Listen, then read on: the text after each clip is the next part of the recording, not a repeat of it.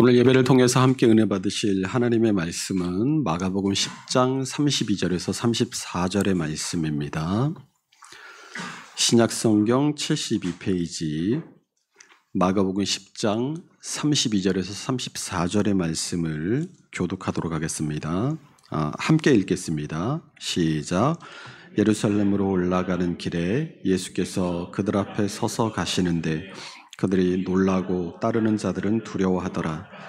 이에 다시 12 제자를 데리시고 자기가 당할 일을 말씀하여 이르시되 보라, 우리가 예루살렘으로 올라가노니 인자가 대제사장들과 서기관들에게 넘겨지매 그들이 죽이기로 결의하고 이방인들에게 넘겨주겠고 그들은 능욕하며 침뱉으며 채찍질하고 죽일 것이나 그는 3일 만에 살아나리라 하시니라. 아멘. 오늘 본문의 말씀은 예수님의 세 번째 순환 예고에 대한 말씀입니다. 이미 예수님은 마가복음 8장과 9장에서 두 차례의 순환 예고를 하신 바 있습니다. 마가복음 8장의 첫 번째 순환 예고는 가이사랴 빌립보에서 사람들이 나를 누구라 하느냐라는 예수님의 질문에 제자들이 누구는 세례 요한이라고 하고 더러는 엘리야나 선지자라고 합디다 라고 말하자 예수님께서 다시 한번 제자들에게 그러면 너희는 나를 누구라고 하느냐라고 물으십니다. 이 말씀은 너희들은 그러면 나를 누구로 알고 따라다니느냐 이런 질문이었어요. 그러자 제자들을 대표해서 베드로가 주는 그리스도이십니다 라고 대답합니다. 그러자 예수님께서 이것을 아무에게도 알리지 말라고 경고하시고 이 첫 번째 순환에 대한 예고를 하시죠. 우리 마가복음 8장 31절 함께 읽어보겠습니다. 인자가 많은 고난을 받고 장로들과 대제사장들과 서기관들에게 버림받아 죽임을 당하고 사흘 만에 살아나야 할 것을 비로소 그들에게 가르치시되 이 말씀을 들은 베드로가 예수님을 붙들고 항변하자 예수님은 베드로를 향해서 사탄아 내 뒤로 물러가라 라고 꾸짖으시죠. 그리고 누구든지 나를 따라오려거든 자기를 부인하고 자기 십자가를 지고 나를 따를 것이라 라고 말씀하십니다. 두 번째 순환 예고는 마가복음 9장에 등장합니다. 변화산에서 내려오신 주님 앞에 귀신 들린 아이를 데리고 아버지가 찾아 나오죠. 그리고 주님은 아버지에게 믿음을 요구하시고 아이를 데리고 나온 아버지가 내가 믿나이다 나의 믿음 없는 것을 도와주소서라고 소리치자 그 아이를 고쳐주십니다. 이 사건 뒤에 갈릴리로 지나가시는 장면에서 두 번째 순환 예고가 있었음을 밝혀줍니다. 우리 마가복음 9장 30절에서 32절의 말씀 함께 읽어보겠습니다. 그곳을 떠나 갈릴리 가운데로 지날새 예수께서 아무에게도 알리고자 아니하시니 이는 제자들을 가르치시며 또 인자가 사람들의 손에 넘겨져 죽임을 당하고 죽은 지 3일 만에 살아나리라는 것을 말씀하셨기 때문이더라. 그러나 제자들은 이 말씀을 깨닫지 못하고 묻기도 두려워하더라. 아멘. 이 두 번째 순환 예고 뒤에 바로 이어지는 장면이 제자들이 노중에서 서로 다툰 일로 예수님께서 교훈하시는 장면입니다. 그리고 예수님께서 제자들에게 마가복음 9장 35절을 통해서 누구든지 첫째가 되고자 하면 뭇사람의 끝이 되며 뭇사람을 섬기는 자가 되어야 하리라 라고 말씀하십니다. 마지막 세 번째 순환 예고가 우리가 조금 전에 읽었던 마가복음 10장 32절에서 34절의 말씀입니다. 오늘 본문이 이 세 번째 순환 예고가 어디에서 있었다고 말씀하고 있죠? 32절 상반절을 보면 예루살렘으로 올라가는 길에 세 번째 순환 예고가 있었음을 밝혀주고 있습니다. 그리고 예루살렘으로 올라가는 그 길에서 예수님은 앞에 서서 가시고 그 뒤를 따르는 예수님을 따르는 무리들이 예수님을 뒤따라가는데 어떻다고 합니까? 그들이 놀라고 따르는 자들은 두려워하더라라고 말씀하고 있어요. 예수님의 뒤를 따라가는 이들이 왜 놀라고 두려워했겠습니까?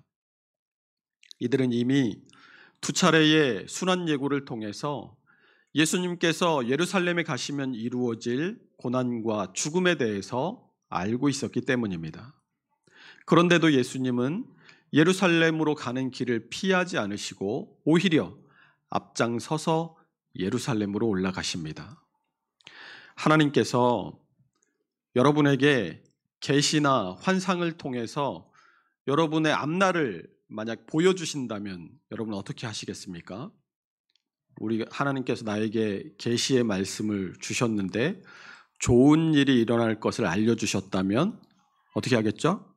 그 일이 일어나기를 기대하고 바라게 될 것입니다. 그런데 반대로 우리의 앞날에 안 좋은 일이 일어날 것이라고 알려주셨다면 보통 어떻게 합니까? 어떻게든 그 일이 일어나지 않도록 미연에 방지하거나 그 일이 일어나지 않도록 조심하겠죠. 그리고 그 일이 무사히 지나가면 하나님께 감사할 겁니다. 하나님께서 미리 알려주셔서 그 일을 피하게 하셨다라고 감사하겠죠. 그런데 오늘 예수님은 어떻게 하십니까? 오히려 앞장서셔서 예루살렘으로 올라가고 계세요. 일반적인 사람들의 반응과는 다릅니다. 그러니 이 일반적인 사고를 가지고 있던 예수님을 따르던 무리들은 놀라고 두려워하는 것이 당연한 것입니다. 그런 상황에서 예수님은 12 제자를 따로 데리시고 세 번째 순환 예고를 말씀하세요. 33절에서 34절 말씀 우리 함께 읽어보겠습니다. 보라, 우리가 예루살렘에 올라가노니 인자가 대제사장들과 서기관들에게 넘겨짐에 그들이 죽이기로 결의하고 이방인들에게 넘겨주겠고 그들은 능욕하며 침뱉으며 채찍질하고 죽일 것이나 그는 3일 만에 살아나리라 하시니라. 아멘. 우리가 지금까지 살펴보았던 이 세 차례의 순환 예고의 말씀들을 비교해 보면 이 순환의 예고가 회차를 거듭할수록 더 구체화되고 있음을 알 수 있게 됩니다.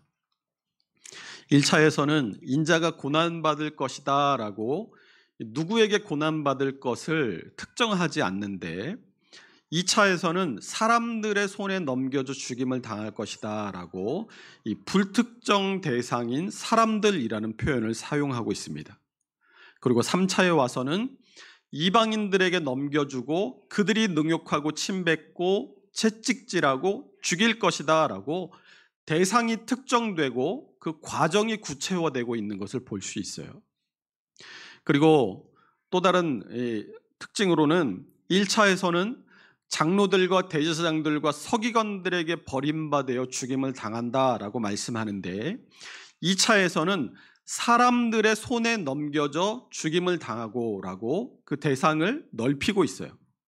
그리고 3차에 와서는 대제사장들과 서기관들은 예수님을 죽이기로 결의하고 이방인들에게 넘겨주는 역할, 그걸 담당하고 이방인들은 예수님을 능욕하고 침뱉고 채찍질하고 죽이는 역할을 나눠서 맡게 될 것이라고 더 상세하게 구체화하고 있습니다. 이 세 번의 순환 예고에는 공통점이 있습니다. 내용에 있어서 첫 번째는 고난이 있을 것을 말씀하고 있고 두 번째는 예수님께서 죽임을 당하실 것을 말씀하고 그리고 세 번째는 사흘 만에 다시 살아나실 것을 공통적으로 말씀합니다. 그런데 이런 내용 외적인 공통점도 하나 있어요.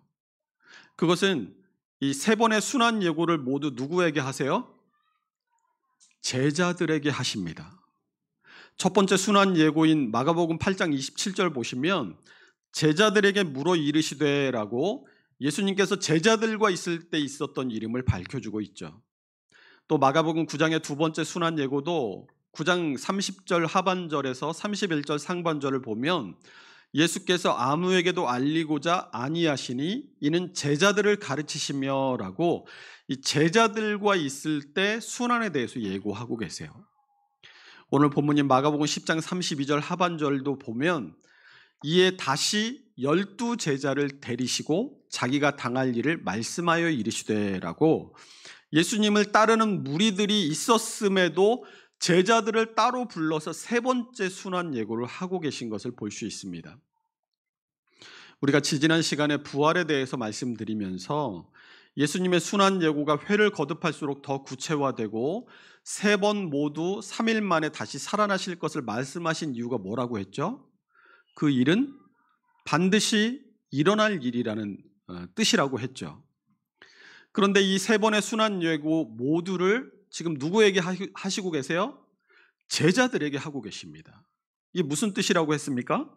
그 일이 반드시 일어날 일이라고 한다면 제자들은 그 일을 바꾸기 위해서 근심하거나 노력할 것이 아니라 그 일어날 일을 똑똑히 목격하고 그 일의 증인이 되어야 한다라고 말씀을 드렸습니다. 그러니까 예수님께서 제자들에게 세 번이나 순환 예고를 하신 이유는 너희들이 좀 이 일을 막아다오 이게 아니라 반드시 이 일이 일어날 텐데 너희들은 똑똑히 보고 이 일이 증인이 되라, 이런 뜻이라고 말씀을 드렸죠. 자, 우리가 살아가면서 항상 우리는 궁금한 게 있죠. 하나님의 뜻이 무엇일까? 그게 여러분 사실 제일 궁금하지 않습니까?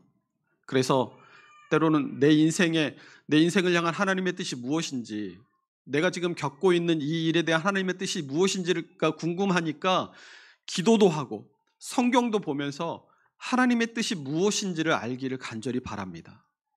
그리고 하나님께서 좀 속 시원하게 기도 중에 응답하시든가 아니면 꿈이나 환상 중에 나타나셔서 얘야 이 일은 이렇게 하고 이 일은 이렇게 해라, 이렇게 좀 분명하게 말씀해 주시기를 바라죠. 그런데 하나님께서는 보통 이건 이렇게 해라 저건 저렇게 해라 하고 구체적으로 알려주시는 경우가 있습니까? 거의 없어요. 거의 드뭅니다. 목사인 제가 기도하면 하나님이 여러분이 기도하는 것보다 조금 더 구체적으로 가르쳐 주시겠어요? 그렇지 않아요. 여러분, 순환 예고에서 주님께서 고난과 죽으심과 부활에 대해서 말씀하신 후에 뭐라고 하세요? 그러니까 너희는 이 일의 증인이 되라, 이렇게 한마디만 더 하셨더라도 제자들이 예수님이 붙잡히시던 밤에 뿔뿔이 흩어졌겠어요? 그런데 하나님은 항상 우리에게 하나님의 뜻을 분별할 것, 그리고 분별한 그 주님의 뜻을 따를 것인지 따르지 않을 것인지의 선택을 누구에게 맡기세요? 우리에게 맡기십니다. 이건 하나님의 영광과 직접적인 관련이 있습니다. 우리는 하나님의 영광을 찬송하게 하기 위해 지음받은 존재들이기 때문이에요. 우리 이사야 43장 21절 말씀 함께 읽어봅니다. 이 백성은 내가 나를 위하여 지었나니 나를 찬송하게 하려 함이니라. 아멘. 하나님을 찬송하고 하나님께 영광을 돌리는 것이 우리의 창조의 목적이고 우리의 존재의 목적이에요. 또한 하나님께서 우리를 구원하시고 우리를 자녀 삼으신 것도 잃어버렸던 본래의 그 존재의 목적을 회복하게 하시기 위해서입니다. 그러니 당연히 하나님의 자녀라면 하나님을 찬송하고 하나님께 영광을 돌리는 삶을 사는 것이 구원에 합당한 삶을 사는 거예요. 그런데 이 찬송과 영광에도 쉽게 말하면 등급이 있습니다. 제가 이 하나님의 영광과 자유의지에 대해서 말씀드릴 때마다 이 오르골에 대해서 예를 드는데, 보석함을 열면 이 오르골이 띵동띵동하면서 청아한 음색을 우리에게 들려주지 않아요? 너무 아름답지 않습니까? 그런데 이 오르골은 어떻게 해야 소리를 냅니까? 내가 보석함을 열어야 소리를 냅니다. 그리고 항상 다른 소리가 나는 게 아니라 항상 똑같은 기계적인 음악과 반응이 나와요. 자, 이 오르골의 청아한 음색과 내 자녀가 유치원에서 배워온 음정도 박자도 잘 안 맞는 노래와 율동, 그것 중에 어느 것이 더 아름답고 기쁘겠어요?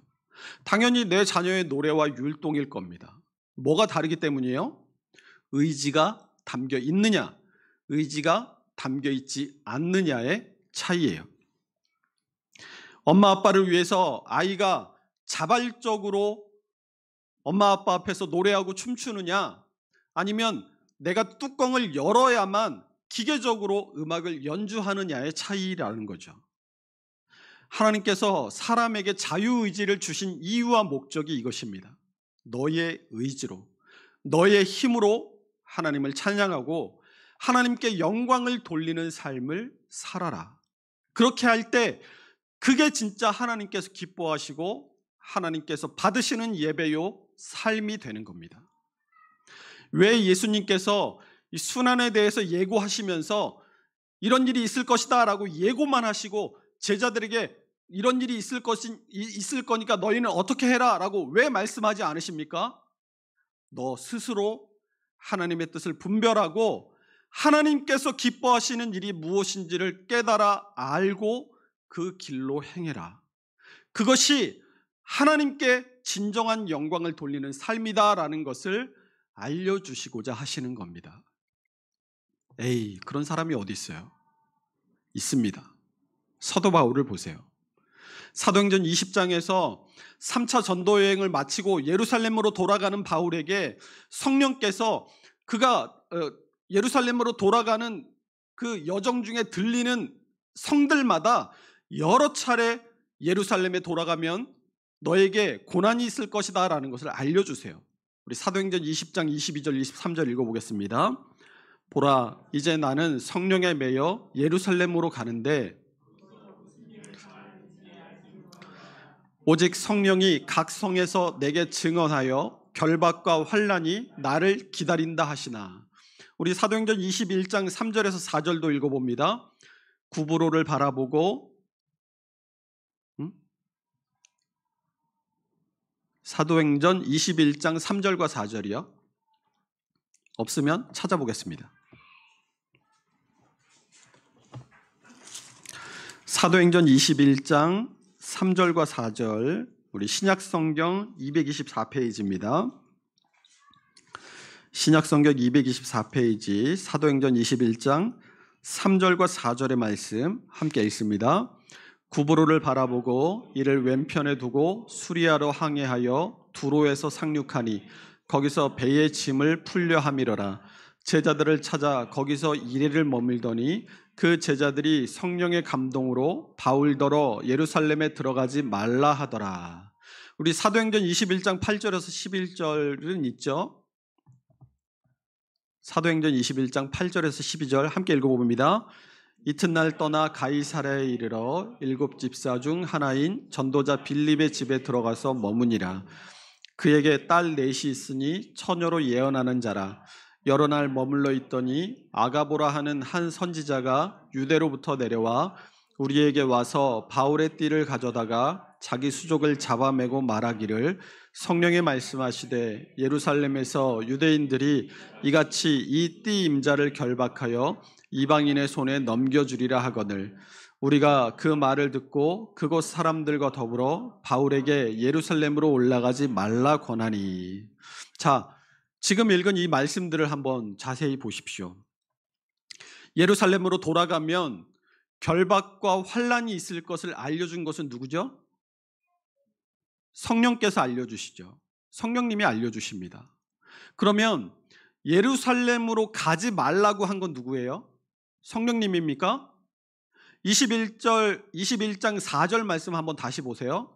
제자들이 성령의 감동으로 바울더러 예루살렘으로 들어가지 말라 하더라. 바울이 예루살렘으로 돌아가면 결박과 환난이 있을 것을 제자들에게 성령께서 알려주셨어요. 알려주신 건 성령님입니다. 그런데 가지 말라고 한 건 누구예요? 제자들이에요. 21장 12절 말씀도 보세요. 우리가 그 말을 듣고 그곳 사람들과 더불어 바울에게 예루살렘으로 올라가지 말라 권하니. 성령께서 아가보라는 선지자를 통해서 바울에게 결박과 환난이 있을 것임을 알려주셨어요. 그런데 그 예언의 말씀을 듣고 가지 말라라고 한 건 그러니까 바울과 동행했던 바울의 일행들이었습니다. 제자들의 만류에 대해서 사도 바울이 어떤 대답을 합니까? 사도행전 20장 24절 읽어봅니다. 내가 달려갈 길과 주 예수께 받은 사명 곧 하나님의 은혜의 복음을 증언하는 일을 마치려 하면은 나의 생명조차 조금도 귀한 것으로 여기지 아니하노라. 21장 13절도 읽어봅니다. 바울이 대답하되 내 마음을 상하게 하느냐? 나는 주 예수의 이름을 위하여 결박당할 뿐 아니라 예루살렘에서 죽을 것도 각오하였노라 하니.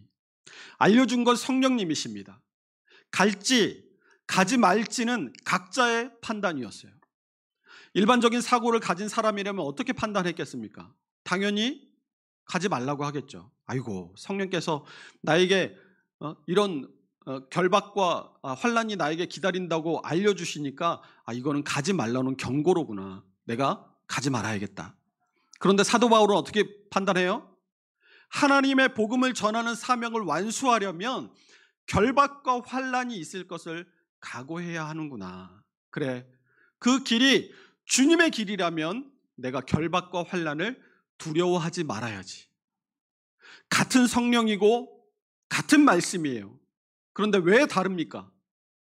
하나님의 말씀을 듣고 내가 뭔가를 선택하고 결정해야 한다면 어떻게 하는 게 하나님의 영광이 되고 하나님께서 기뻐하시는 선택과 결정이 되겠어요? 나를 중심으로가 아니라 하나님을 중심으로 선택하고 결정해야 할 줄로 믿습니다. 남북전쟁 당시에 북군을 이끌던 링컨과 남군을 이끌던 리 장군은 모두 둘 다 독실한 기독교 신자였어요. 남북전쟁 당시에도 날마다 하나님께 기도했습니다. 어느 날 링컨의 부관이 링컨에게 둘 다 기도하고 있으니 하나님께서도 어느 편에 서야 할지 고민이 되시겠습니다. 하나님께서 우리 편에 서시도록 더 기도해야 하겠습니다 라고 말했어요. 그러자 링컨이 뭐라고 대답했냐면 하나님이 우리 편이 되달라고 기도하지 말고 우리가 하나님 편에 서기를 위해 기도합시다라고 대답했습니다. 하나님의 뜻, 우리가 어떻게 해석해야 합니까? 나를 중심으로가 아니라 하나님을 중심으로 생각하고 결정하시기 바랍니다. 카톨릭은 교황 중심주의예요. 알미니아는 사람 중심주의입니다. 그러나 칼빈주의는 하나님 중심주의예요.